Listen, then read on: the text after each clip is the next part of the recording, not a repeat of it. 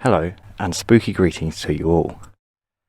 In this video, we will be discussing the intriguing case of the Thornton Heath poltergeist, a lesser-known poltergeist haunting involving a family and their unwelcome ghostly visitors. From 1970 to 1974, strange and disturbing occurrences plagued a family living in Thornton Heath, Croydon, England. The events began one August night when the family's radio turned itself on in the night and awoke the family. What's more, the radio tuned itself to a foreign language station none of the family had heard of or listened to before. While obviously a shock to wake up to the radio blasting out an unknown station, the event could easily be brushed off as an electrical fault, so was dismissed as nothing more. But little did they know, things would get much stranger and more violent from here on in. From then on, an unknown force would move objects around the house with increasing levels of severity. Pictures would fall from walls, plates and glasses were flung out of cupboards, and a lampshade was repeatedly knocked to the floor by unseen hands. But it was in the Christmas of 1972 when things really became dangerous.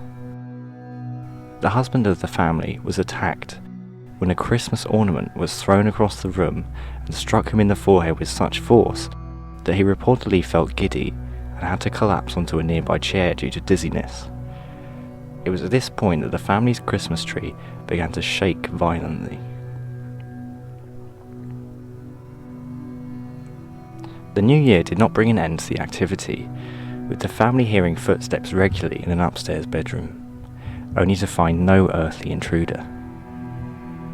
Some days after New Year, the son claimed he started seeing a tall, angry man, dressed in old-fashioned clothes.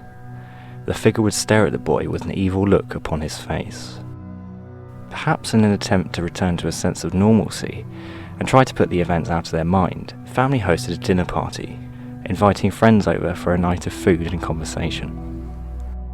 However, it seemed the entity was not shy in front of company. The front door was heard being knocked on forcefully, but of course, when opened, there was no one to be seen. And it was then that the door to the living room, where all the guests were seated, was thrown open and the lights began flickering throughout the house. It was at this point that the family realised they needed help with this ghostly matter. After contacting a member of the church, a priest was sent to perform a blessing in the home.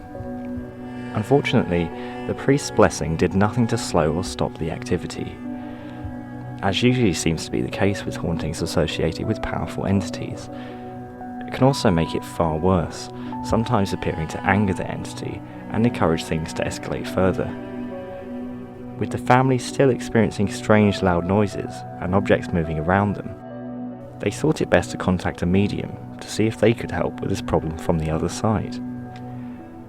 The medium, while not able to rid the house of whatever was causing this chaos, was at least able to provide it with a name. The medium claimed the spirit of a farmer named Chatterton was causing the disturbances, as he did not approve of the family living there and still considered it very much his house. What's interesting is that after some research, the family did discover that a farmer by the name of Chatterton did indeed own their home, sometime in the 18th century. After this visit from the medium, the family claimed the farmer's wife also began making appearances, often showing herself to the wife of the family after she began feeling followed on the stairs, only for the apparition to disappear right after she had been seen by the wife.